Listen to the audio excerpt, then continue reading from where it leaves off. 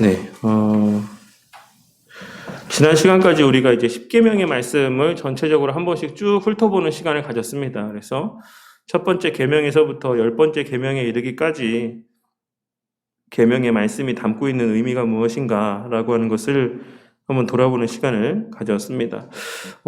짧게나마 말씀을 드리자면, 그래서 10번째 계명이 궁극적으로 이제 5번째부터 10번째 계명의 9번째 계명까지의 결론이다, 또 정리다, 요약이다라고 말씀을 드렸는데, 그래서 10번째 계명의 말씀이 이제 결론적으로 우리에게 요구하고 있으신 것이 무엇이었습니까? 결국 하나님께서 허락하신 내 삶에서의 모든 형편에 만족하는 삶을 살 것을 요구하고 있는 것이 10번째 계명의 말씀의 내용이라고 말씀을 드렸습니다. 그것이 내 어떤 소유물이든지 내 가정이든지 아내이든지 남편이든지 아니면 내가 지금 세상에서 누리고 있는 지위라든지 그 모든 것들 가운데 온전히 만족하면서 살아가는 것, 그것을 가리켜서 하나님께서 이제 기뻐하시고 선한 삶이라고 이야기하시는 삶이라는 사실을 우리가 10번째 지난 시간에 계명의 말씀을 통해서 함께 나누었죠. 그래서 사실 근데 이제 그런 삶을 사는 게 뭐 입으로는 이야기하기 쉽지만, 우리가 맨날 자족하는 삶을 산다, 만족하는 삶을 산다라고 이야기하는 것이 입으로 이야기하기 쉽지만 실제 우리의 삶에서 그와 같은 삶을 살아가는 것이 너무나도 힘들다라는 걸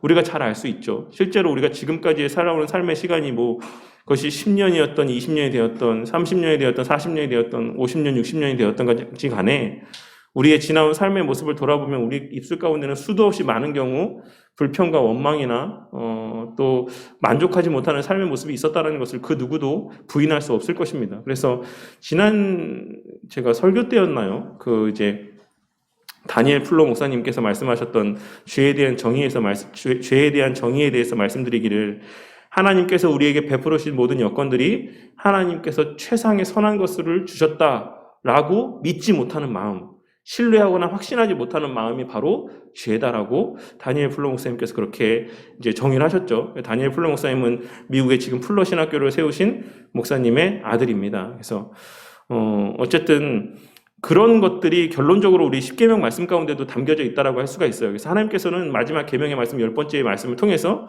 결국에는 우리에게 만족을 요구하고 계시다. 내가 내 가장 뛰어난 지혜로, 완벽한 지혜로, 그리고 모든 상황들을 다 고려하여서 지금 너에게 가장 선한 것을 내가 베풀어 줬다. 그것이 지금 너의 그 짧은 안목이나 인간적인 지혜나 지식으로서 판단해 보았을 때 납득이 되지 않는다라고 할지라도 그것을 믿고 신뢰하는 게 믿음입니다. 그런 믿음을 우리 가운데 요구하고 있으신 것이죠. 그래서 10번째 계명의 말씀을 통해 탐내지 마라. 그것이 더 좋은 게 아니다. 지금 너에게 너의 손에 쥐어져 있는 것이 그 삶의 형편이 지금은 납득이 되지 않아도 가장 좋은 것이다 라고 하는 것을 믿을 것을 요구하고 있으신 것이고, 또한 마땅히 하나님을 믿는다라고 하면 그와 같은 신뢰가 그 마음 가운데 생겨날 수밖에 없다라고 하는 사실을 말씀하고 있는 것이다라고 할 수 있습니다. 그래서 어쨌든 그 내용과 이어서 이제 오늘 57페이지에 이제 그 나눠드린 이제 유임을 보시면, 나눠드린 거는 이제 우리 김종현 청년에게만 나눠줬습니다. 그래서 57페이지에 이제 오직 성경으로라고 하는 내용들을 함께 나누도록 하겠습니다. 그래서 이 오직 성경으로라고 하는 묶여진 제목 가운데는 기독교 강요 2권의 9장부터 11장까지의 내용이 이 오직 성경으로라고 하는 내용들 가운데 담겨져 있는 부분입니다. 파트입니다. 그래서 혹여 집에 이제 기독교 강요 책이 있으시면 2권 9장부터 11장까지 내용들을 한번 쭉 보시면 될 것 같아요. 그러면 지금 이 내용들을 좀 더 이렇게 같이 이제 병행하면서 좀 더 쉽게 이해하거나 혹은 이해되지 않았던 부분들이 좀 이해되는 내용들이 있을 거라고 생각합니다. 이권의 어떤 9장과 6장은 본래 칼빈이 처음 기독교 강요를 썼을 때에는 거기에는 기록되어 있지 않았었어요. 그래서 6장하고 2권 6장과 9장은 최종판에만 새롭게 삽입이 된 부분입니다. 그래서 이제 6장, 7장, 8장, 9장 이렇게 내용들이 어떤 원리로 되어 있는지를 한번 간략하게 말씀을 드리자면, 6장에는 이제 그리스도의 필요성에 대해서 이야기를 하고 있어요. 왜 우리 삶 가운데 그리스도가 필요한가? 왜 우리 삶 가운데 예수님이 꼭 필수 불가결한 요소인가? 라고 하는 사실을 증거하고 있고, 7장과 8장에는 그리스도를 계시한 율법에 대해서 이야기를 하고 있는 겁니다. 그 가운데서 우리는 이제 10계명의 내용들을 함께 살펴본 것이죠. 그러니까 우리가 이것을 통해서 유추해 볼 수 있는 것은 10계명이라고 하는 것이 우리 삶에서 마땅히 추구해야 될 삶의 모습이라는 것을 나타내 보여주고 있으신 동시에, 또한 예수님께서 나타내 보이신 본이 되는 신앙의 모습이 또한 이 율법의 말씀 가운데 담겨져 있고 또한 드러나고 있다는 사실 또한 확인할 수가 있습니다. 예수님께서 성취하신 의로움이 어떠한 것인가, 예수님께서 본을 보이신 모습이 어떠한 모습인가라는 것을 우리는 이 계명의 말씀, 하나님 사랑과 이웃 사랑에 대한 온전한 실천의 모습을 통해서 확인할 수가 있다는 사실인 것이죠. 그래서 7장과 8장에는 그것이 그리스도를 계시한 율법에 대해서 증거를 하고 있고, 이제 오늘부터 우리가 살펴볼 9장 그리고 그 이후에 이어지는 말씀을 보시면 9장에는 율법을 성취하신 그리스도, 그러니까 이것이 요즘 이제 회자가 되고 좀 논의가 되고 있는 능동적 순종에 관한 내용들이 또 여기에서 다뤄질 수 있다라고 생각합니다. 그리고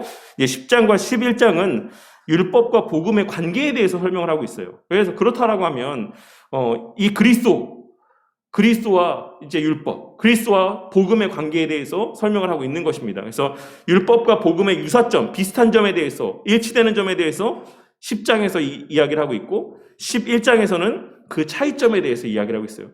율법과 복음 사이에 그럼 공통된, 그럼 겹쳐지는 부분은 무엇이냐? 이것을 10장에서 이야기하고, 그렇다면 율법과 복음 가운데 차이점은 무엇이냐? 이것을 11장에서 이야기를 하고 있는 것이죠. 그래서 9장의 기독교 강요 9장의 내용, 2권 9장의 제목을 한번 보시면 제목이 이렇게 되어 있습니다. 그리스도께서는 율법하의 유대인들에게도 알려주셨으나 오직 복음 안에서 상세하고 분명하게 계시되셨다.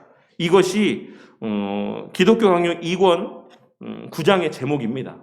그래서 이 이후의 내용이 어떻게 전개될 것인지가 또한 이 제목의 내용들 가운데 언급되고 있다라고 할 수가 있는 것이죠.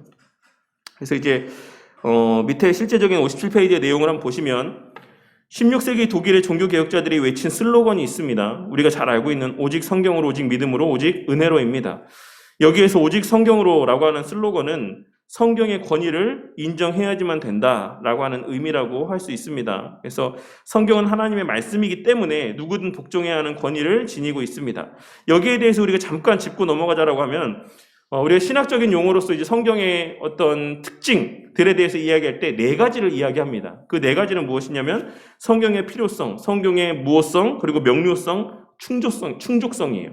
이것이 뭐냐면 먼저 성경의 필요성이라고 하는 것은 하나님을 아는 데 있어서 반드시 성경 말씀이 필요하다라고 하는 것을 의미하는 것입니다. 그러니까 하나님 말씀을 통하지 않고서는, 성경 말씀을 통하지 않고서는 하나님에 대한 온전한 지식을 얻을 수 없다. 절대 다른 길이 없다라고 하는 것을 우리가 믿고 고백하는 것이 성경의 필요성에 대한 신앙의 고백인 것이고, 또 성경의 무엇성이라는 것은 우리가 잘 알고 있는 것처럼 성경 한자 한자 가운데 성령 하나님의 영감이 깃들어 있다라고 하는 것을 믿는 것이죠. 근데 여기서 제가 늘 여러 번 말씀드렸지만 성경의 무엇성은 이 번역된 성경에까지 적용되는 것은 아니다라는 것을 꼭 명심하시기 바라겠습니다.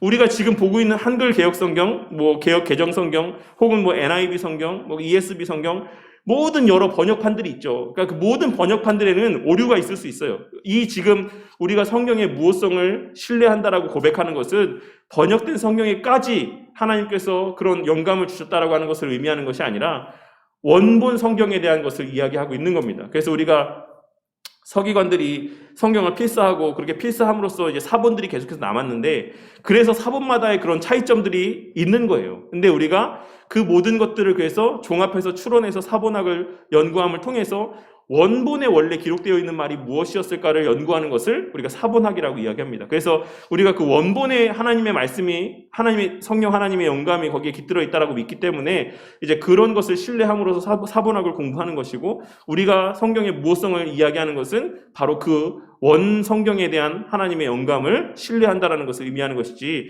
우리가 지금 손에 들고 쥐고 보고 있는 이 어떤 번역된 성경에까지도 하나님께서 그렇게 무호함을 주셨다라고 믿는 것은 아니다라는 것을 꼭 좀 제대로 아셨으면 좋겠어요. 그래서 정동수라고 하는 분이 이제 그 말씀 보존학회에서 이제 킹 제임스 버전 성경만이 진짜 참된 성경이다, 거기에는 그 성경은 무호하다라고 주장하시는 분들이 있는데, 그 또한도 사실 바람직한 믿음이 아니다라는 것을 꼭 이해를 하셨으면 좋겠습니다. 그래서 이 무호성이 번역된 성경에도 영감이 되어 있다라는 것을 믿는 건 아니다라는 것을 꼭 믿으시면 되겠고, 그리고 우리는 완전 축자 영감을 믿어요.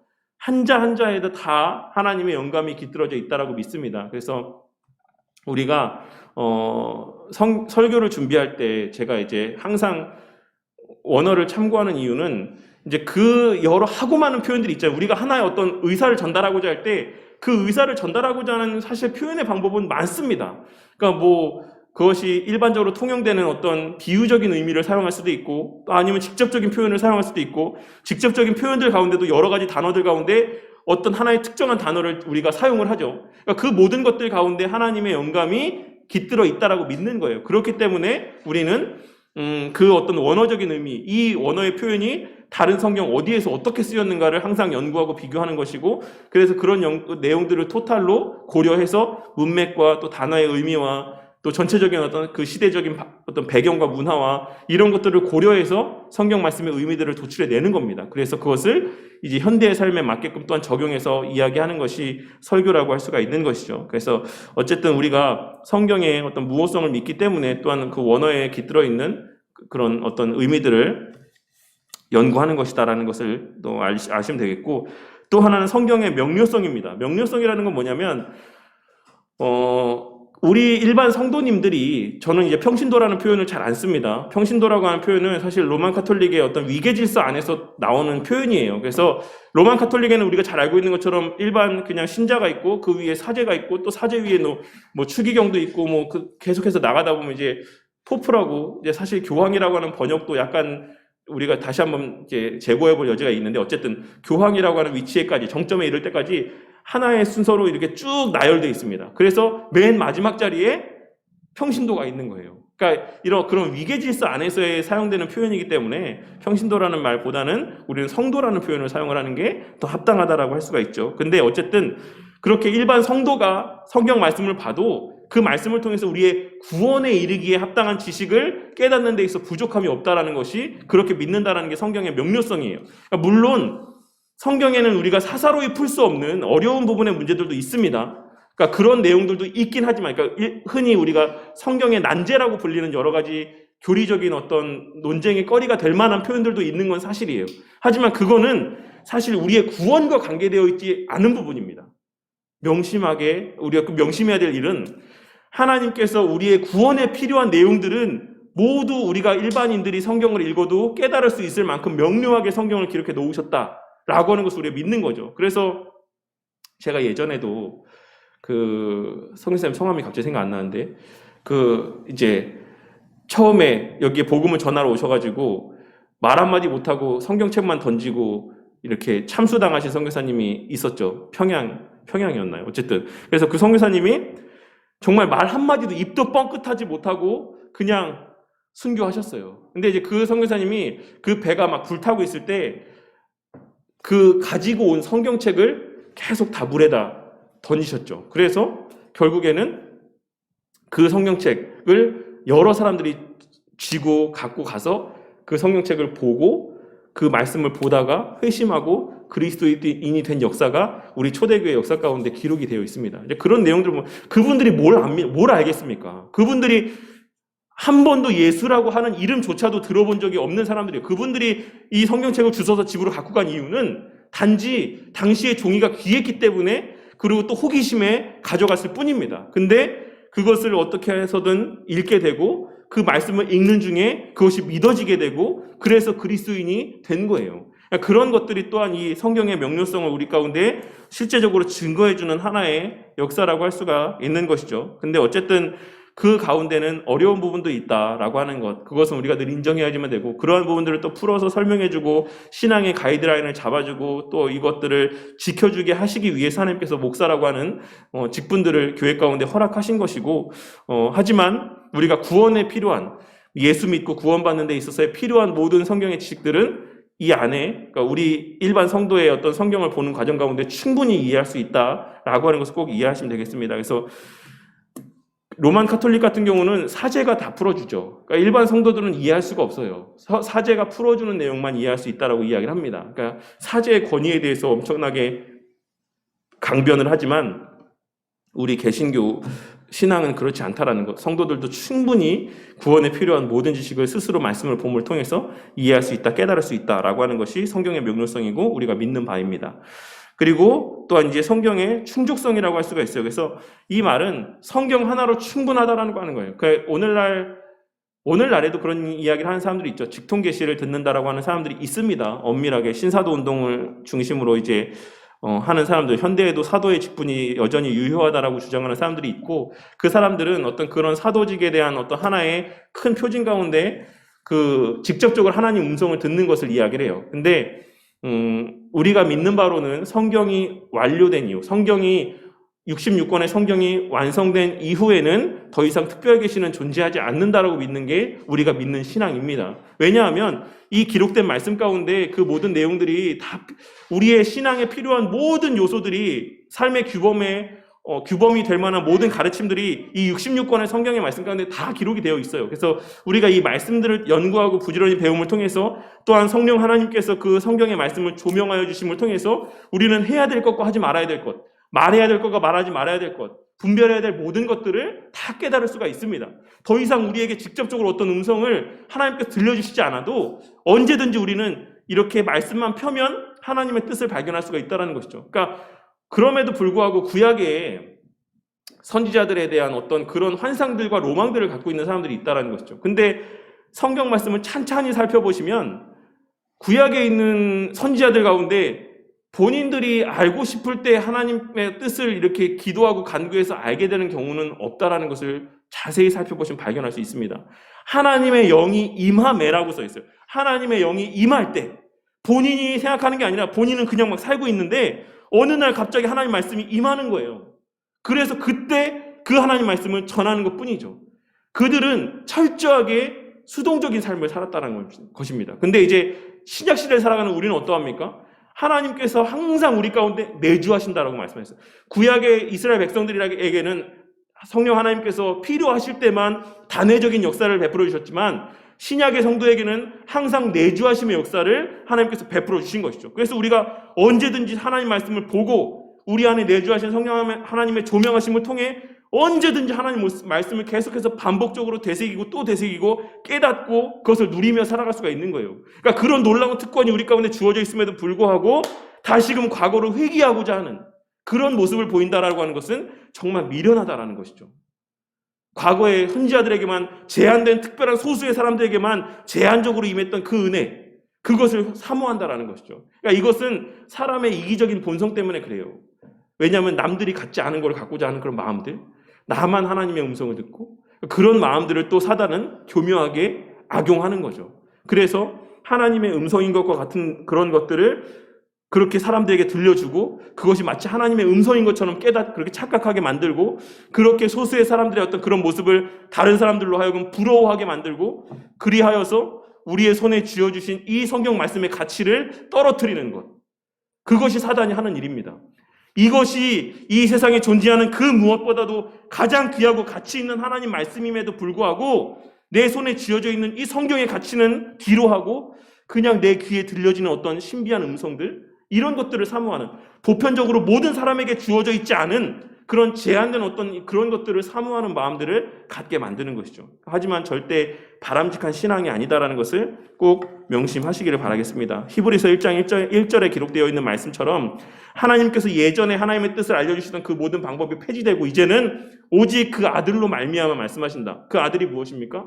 결국 예수님의 본질인 말씀을 의미하는 거예요. 이제는 기록된 말씀을 통해서 우리 가운데 말씀하신다라고 하는 것을 우리가 꼭 명심해야지만 되겠습니다. 그래서 이러한 성경에 관련되어 있는 내용들을 우리가 신뢰하는 것이고, 성경 자체가 그 권위를 입증하고 하나님의 기록된 말씀이다라는 사실을 증명한다. 성경의 자증성이라고 할 수가 있죠. 여기에는 속해 있지 않지만 이 외에도 사실 성경의 어떤 특징들이 여러 가지가 있지만 여기서는 그 성경의 자증성을 이야기하고 있습니다. 그래서 물론 또 여기에 이런 것들을 통해서 신천지가 이야기하는 어떤 신약 성경과 구약 성경은 다 짝을 이룬다라고 하는 어떤 그런 또 주장들을 하죠. 근데 그런 것을 딱 짝이 맞아 떨어진다라는 것을 의미하는 것이 아니라, 어쨌든 신약 성경과 구약 성경이 잘 조화를 이루어서 그 스스로의 권위를 입증한다라는 의미가 있는 것이고, 또 하나 성경이라고 하는 것이 수천 년 동안에 수많은 기록자들을 통해서 성경이 기록이 되었어요. 그 가운데는 서로 만나본 사람들도 있을 것이고 만나보지 않은 사람들도 있을 것입니다. 서로에 대해서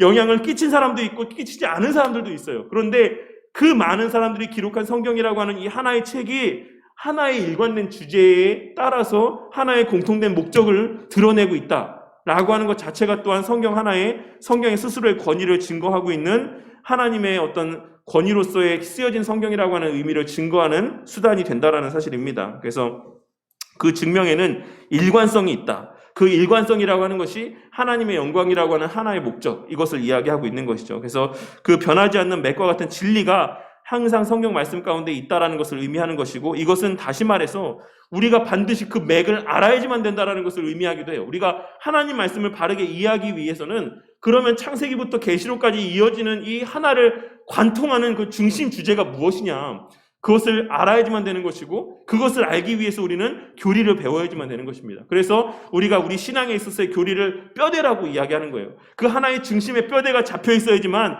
거기에 살로 붙어있는 여러 가지 성경에 기록된 에피소드들을 그 하나의 중심의 원리에 따라서 해석하고 적용할 수가 있는 것이죠. 근데 그 뼈대가 없으면 그냥 케이스 바이 케이스로 그냥 이 에피소드에서는 이런 의견들을, 교훈들을 도출해내고, 또 이런 에피소드에서는 또 이런 의견들을 도출해내고, 그래서 때로는 신본주의적인 설교도 했다가, 또 때로는 어디 가서는 또 인본주의적인 설교도 하고, 또 어디 가서는 하나님의 절대 주권을 이야기하다가, 또 어디 가서는 기복주의적인 어떤 그런 설교들을 하는 이런 중구난방식의 어떤 설교들이 이루어지는 것은 그 중심의 하나를 이루는 그 중심 기조가 없기 때문에 그래요. 교리의 중심이 잡혀있지 않기 때문에 그 모든 본문의 어떤 사람에게 읽혀지는 대로 이해가 되어지는 바대로 그냥 그 상황에 따라서 해석을 하게 된다는 것입니다. 하지만 성경에는 분명히 하나님께서 말씀하고자 하는 분명한 하나의 관통된 진리가 있고, 그 진리의 근간에서 하나님의 말씀을 우리가 이해할 때에만 그 의미들을 온전히 이해할 수 있다는 것을 꼭 명심해야지만 되겠습니다.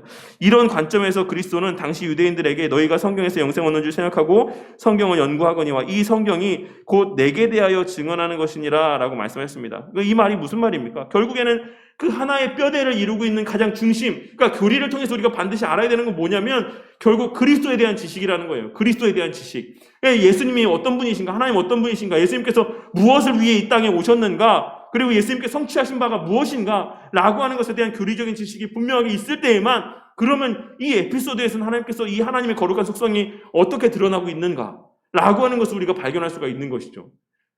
우리가 이 에피소드들 가운데서 사람이 중심이 되는 것이 아니라 그리스도가 중심이 되어서 성경 말씀을 해석할 수가 있게 된다는 것이에요. 거기서 계속해서 그리스도를 찾는 것이죠. 예수님을 찾는 거예요. 하나님의 속성을 계속해서 찾는 겁니다.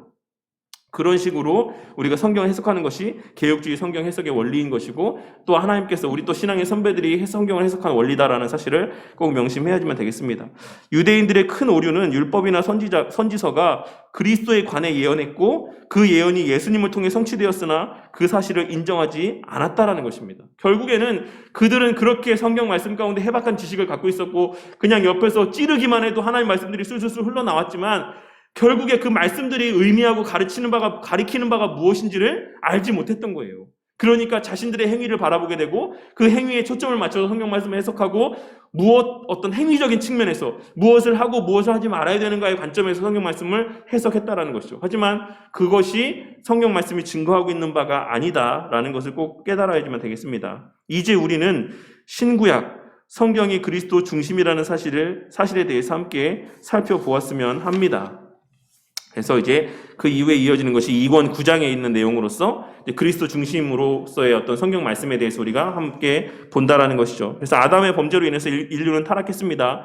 인간이 부패하여서 58페이지, 인간이 부패하여 온갖 죄들을 범하게 되었습니다. 이런 원죄 아래 이기적인 성격을 갖게 된 인간이 성령의 역사로 중생을 하게 되는 것입니다. 그래서 성령 하나님의 역사로 중생하게 되었을 때 어떤 변화가 일어난다고 말씀드렸습니까? 의지가 전환된다라고 했어요. 어떤 전환입니까? 방향성의 전환이라고 말씀을 드렸죠. 그래서 우리가 거듭났다라고 이야기했을 때 그 거듭남이라고 하는 것이 가시적으로 외적으로 사람들 앞에 당장 표출되지 않을 수 있어요. 왜 그렇다라고 말씀드렸습니까? 그것이 방향성의 전환이기 때문이라고 말씀을 드렸죠. 그래서 이전에 제가 이렇게 왼쪽을 바라보고 이렇게 살아가는, 이쪽을 향해서 걸어가는 사람이었다라고 한다면 그 성령 하나님의 거듭남의 역사로 말미암아 그 삶의 방향이 180도 전환되어진 거예요.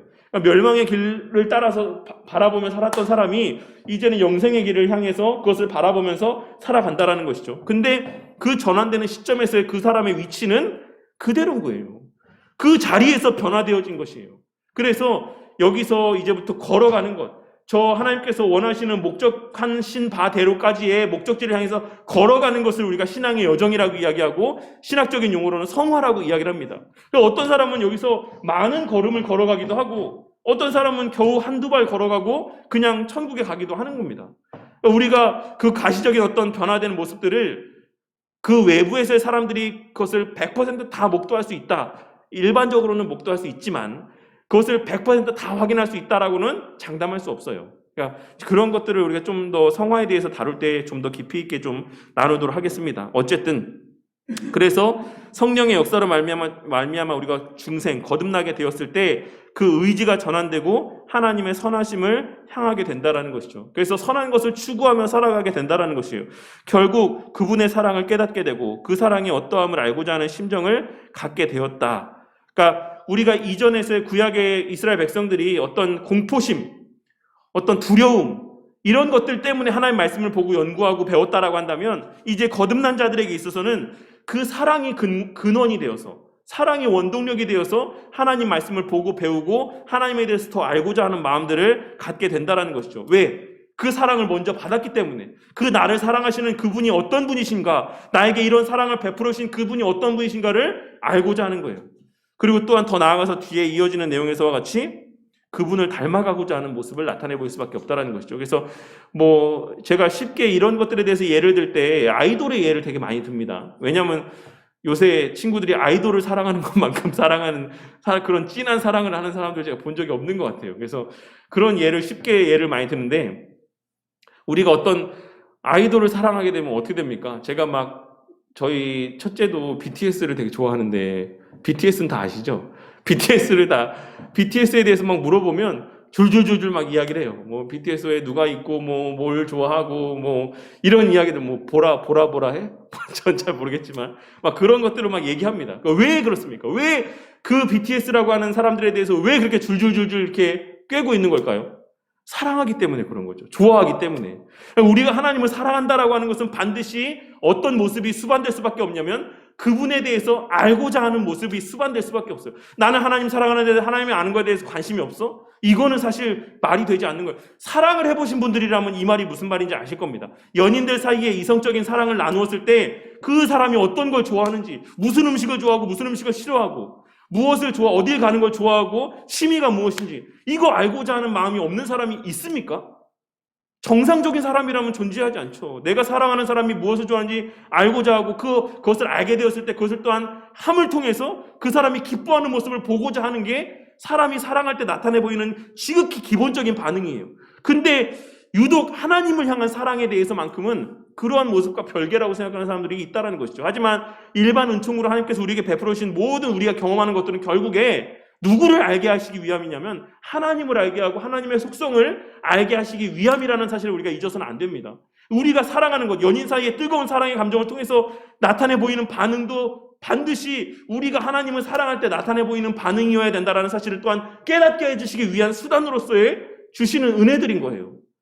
그러니까 내가 왜 이성을 사랑할 때는 그렇게 그 사람을 알고 싶어하고 또 맨날 더 1분 1초라도 더 같이 있고 싶어하고 그것에 이제 도를 넘어가면 결혼하고 싶고 이런 가정을 꾸리고 싶고 이런 마음이 드는 이유는 그것이 지극히 일반적인 반응이고 우리가 하나님을 사랑할 때 나타내야 되는 반응이기 때문에 그렇습니다. 그래서 우리가 하나님을 알고자 하는 마음들이 우리 가운데 들 수밖에 없는 것이고 더 나아가 또 우리가 왜 아이들이 팬덤을 형성해서 왜 완판이라고 하는 이런 용어들이 왜 나옵니까? 요즘 뉴스에 많이 나오지 않습니까? 완판이 뭔지 아시죠? 완전 판매. 그래서 자기가 사랑하는 좋아하는 연예인이 어떤 옷을 입고 나왔어요. 그럼 그 옷이 완판된대요. 왜? 내 사랑하는 그 사람이 입었던 옷이니까 나도 입고 싶은 거예요. 그 사람을 닮아가고 싶은 거예요. 이 말이 의미하는 바가 뭡니까? 우리가 그리스도를 사랑하면 그 그리스도가 나타내 보이신 속성, 우리한테 보여주신 것, 내가 이런 존재야, 내가 이런 속성을 갖고 있어라는 걸 알려주신 거를 그걸 왜 알려주신 겁니까? 우리 안에서의 그 사랑의 감정을 표출할 수 있는 은혜로 알려주신 겁니다. 만약에 베일에 쌓여 있어요. 예전에 서태지가 그랬었죠. 일거수일투족도 바깥에 알려지지 않고 이런 꽁꽁 쌓여 있는 베일에 쌓인 것을 그런 삶을 살지 않았습니까? 근데 하나님께서 우리 가운데 그렇게 우리의 그 사랑의 마음들을 표출할 수 있게끔 하나님에 대한 속성들을 계시해 주셨잖아요. 나는 이런 존재야. 나는 이런 속성을 갖고 있어. 나를 사랑하면 마음껏 이렇게 나를 닮아가고자 하는 그런 마음들을 표출해 라고 하는 그런 은혜들을 베풀어 주지 않았습니까? 많은 사람들이 하나님을 닮아가는 삶을 살아가는 것을 짐으로 여기고 되게 막 억지로 마지못해서 해야 되는 것을 생각하지만, 우리가 그런 아이돌을 따라하는 팬덤들을 바라봤을 때 그 가운데 그 누구도 누가 시켜서 억지로 마지못해 그 일을 하는 사람이 있습니까? 없잖아요. 누가 막 억지로 너 이렇게 뭐 BTS 팬이면 너 이렇게 안 하면은 너 BTS 팬 아니야, 너 이렇게 해야 돼, 이렇게 마지못해 하는 사람이 없다라는 거예요. 누구 못지않게 내 사랑을 더 표현하기 위해서 다른 이들보다 더 많이 그 닮아가는 모습들을 나타내 보이고, 그 비슷한 모습들을 표출하고자 하고, 그 춤을 따라하고, 그 좋아하는 음식을 먹고, 이런 모습들을 나타내 보인다는 것이죠. 그러니까 우리가 결국에 그와 같은 은혜들을 통해서 거듭난 자들의 표징이 뭐냐라고 하는 것은, 결국에는 그 성경을 통해서 계시해 주신 그리스도가 어떤 분이신가라고 하는 것을 또한 닮아가고자 하는, 또 그것을 알고자 하는 마음들을 갖게 되는 것이다라는 사실을 우리가 명심해야지만 됩니다. 그리고 곧 그리스도는 곧 사랑이십니다. 그 사랑에 대한 이야기, 바로 예수 그리스도에 관한 이야기가 성경에 기록되어 있는 것이죠. 하나님은 자신의 사랑을 그리스도를 통해 나타내셨다라고 하는 것을 꼭 명심해야지만 되겠습니다. 율법은 이 사랑에 집중이 되어 있습니다. 모든 성경은 사랑이신 그리스도에 대해서 이야기를 하고 있습니다. 성경에 있는 신앙 인물들이 어떻게 그리스도를 바라며 살았는지 배우는 것이 성경 공부의 핵심이라고 할 수가 있는 것입니다. 그리스도를 바랄 때 그분을 본받아 자기를 부인하고 십자가를 질 수가 있는 것이죠. 그렇게 우리가 그리스도를 사랑하게 될 때 그 짐처럼 여겼던, 그 무겁게만 여겼던 율법의 요구가 더 이상 그렇게 무겁게 여기지 않는다라는 것이에요. 그 사랑으로 말미암아서, 그것이 원동력이 되어서. 구약 성경에서는 그리스도에 대해 어떻게 표현했을까요? 구약 시대의 신앙 인물들은 그리스도에 대한 희미한 언급만 가지고도 정말 그 어떤 희미한 거울과도 같은, 그렇게 그리스도를 봄을 통해서도 그리스도를 바라고 신뢰하며 온갖 역경들을 이겨낼 수가 있었습니다. 그러니까 우리가 헌금에 대해서도 이야기할 때 그들이 누렸던 부분적인 즐거움, 부분적인 기쁨으로도 그들은 그와 같은 헌금의 삶을 살았다는 것이죠. 우리가 구약에서의 11조라고 하는 것을 신약에서의 똑같이 율법화된 11조를 하지 않습니다. 우리가 교회에서 11조를 하는 것은 구약에서의 어떤 율법적인 성격에서의 11조를 이야기하고 있는 것이 아니다라는 것을 꼭 명심하시기를 바라겠습니다. 그것은 율법의 그 요구 이상의 것을 이야기하고 있는 거예요.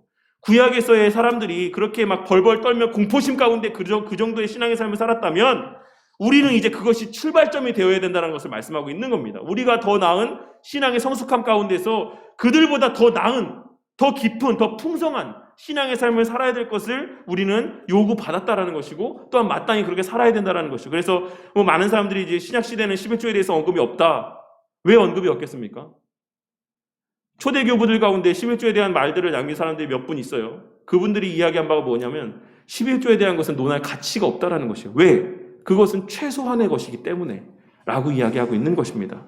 그래서 우리가 구약의 인물들은 그리스도에 대한 희미한 언급만 가지고도 정말 그 구약에 기록되어 있는 엄밀한 율법주의적인 삶을 살았다라고 하는 것을 좀 주의 깊게 살필 필요가 있습니다. 율법, 선지서, 시가서, 역사서에 기록된 신앙의 인물들은 어떻게 그리스도를 신뢰할 수가 있었는가라고 하는 것들을 우리가 이어지는 내용들을 통해 살펴보겠습니다. 하나 더, 율법에 어떻게 그리스도가 예표되어져 있는가라는 것을 생각해 봤을 때, 우리가 율법에는 또 그리스도의 본을 보이신 모습들이 나타나 있고, 그러니까 십계명으로 대변되는, 그리고 우리가 또 의식법, 제사법이라고 이야기하는 의식법에는 어떻게 또 그리스도에 대한 내용들이 예표가 되어 있습니까? 제물 가운데, 제물에 대한 흠이 없는 제물들을 준비하고, 이 모든 세세하게 명시되어 있는 그 모든 그런 율법에서 요구되는 제사법들 가운데 그리스도의 속성이 예표되어 있는 겁니다. 그래서 그것을 알지 못하면 율법의 어떤 그 제사를 드림에 있어서의 온전한 유익을 누릴 수가 없는 것이죠. 하지만 구약의 이스라엘 백성들은 그 제물이 예표하고 있는 그리스도를 바라보지 못한 자들이 대부분이었고, 그렇기에 어떤 그런 행위적인 측면에서의 만족을 누리면서 자기의 의를 높이며 그렇게 신앙의 삶을 살아왔던 것이죠. 하지만 일부의 하나님의 은혜를 받은 사람들은 그 제물이 의미하는 바가 무엇인지를 바라볼 수가 있었고, 그렇게 희미하게 예표되어지는 그리스도를 바라보며 믿음으로 신앙의 삶을 살다가 하나님 품에 안길 수가 있었다는 것입니다. 그래서 우리가 그들이 바라보았던 것이 무엇인가, 구약에 예표되어졌던 그리스도에 대한 모습들이 무엇인가 또 하는 내용들을 우리가 또 이어지는 내용들을 통해서 한번 더 깊이 있게 살펴보도록 하겠습니다. 네, 혹시 오늘 다루어진 내용들 가운데서 혹시 이해가 되지 않는 부분들 있으십니까? 질문하실 만한 내용들이나 없으시면 네. 그래서 저는 나름대로 좀 쉽게 이해가 되시라고 좀 많이 이야기를 하는데, 또 너무 또 이 BTS 얘기하면 또 우리 이현희 원사님이나 박지성 선생님도 이해 못 하실까 염려가 되긴 하지만, 너무 젊게 사시니까 충분히 이해가 되실 거라고 생각을 합니다. 네, 어쨌든 네, 다음 시간에는 또 우리 구약의 또 믿음의 선배들의 모습에 대해서 좀 더 깊이 있게 생각해 보도록 하겠습니다. 질문 없으시면 기도하고 마치도록 하겠습니다. 하나님 감사합니다. 오늘 이 시간에도 또 여러 가지 또 성경적인 또 원리와 또 의미와 또 가르침들을 우리의 귀에 들려주시고 우리 마음 가운데 새겨주심에 감사를 드립니다. 우리가 이제는 성령 하나님의 역사로 말미암아 거듭난 자의 삶을 살아가는 자들이 되었사오니 더 이상 우리의 삶이 두렵고 떨림 가운데 행하여지는, 마지못해 행하여지는 구약의 이스라엘 백성들과 같은 삶의 모습이 되지 않도록 자비와 긍휼을 베풀어 주시옵소서. 우리가 진정 주님을 사랑한다라고 하면 어찌 하나님에 대해서 더 깊이 있게 알고자 하는 마음들이 생겨나지 않을 수가 있겠습니까? 우리가 일반적으로 사람과 사람 사이의 사랑의 감정을 느낄 때에도 그와 같이 서로를 알아가고 닮아가고자 하는 마음들이 표출되어질 수밖에 없는 것인데, 어떻게 하나님의 그 무한한 사랑을 받은 존재로서 그 하나님에 대한 알고자 하는 열망들이 우리 마음 가운데 솟아나지 않을 수 있겠습니까? 주님, 날마다 각자의 신앙들을 돌아보며 더 하나님을 더 깊이 온전히 사랑할 수 있는 그와 같은 신앙인이 될 수 있기를 위해 간구하는 자들이 되게 하여 주시옵소서.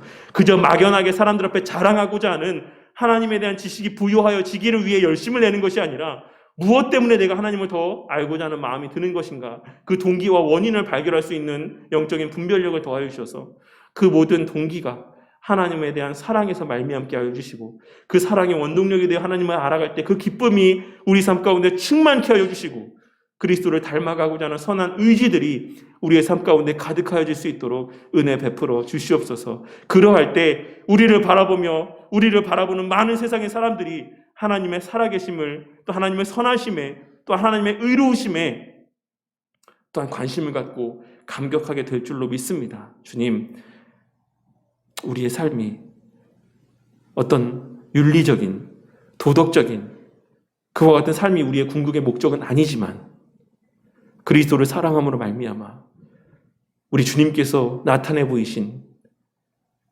그 율법의 요구를 조차 우리 또한 살아가고자 하는 열망들이 우리의 삶을 가득 채우게 하시고, 그리하여서 비록 부족하지만 그럼에도 불구하고 우리 삶에서의 여러 가지 윤리적이고 도덕적인 온전하여지는 모습들이 표출되어질 수 있도록 은혜 베풀어 주시옵소서.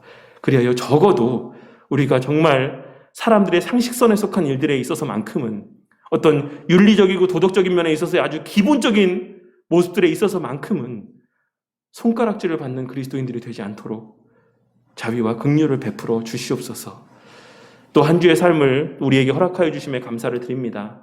이 한 주의 삶도 오늘 들려주신 말씀과 또 함께 또 살펴보게 하신 이 교리의 내용들을 마음 가운데 새기며 더욱 그리스도를 닮아가고 하나님의 영광을 증거하며 주의 몸된 교회를 세워나가는 일들 가운데 귀하게 쓰임받는 또 한 주의 삶이 될 수 있도록 은혜 베풀어 주시옵소서.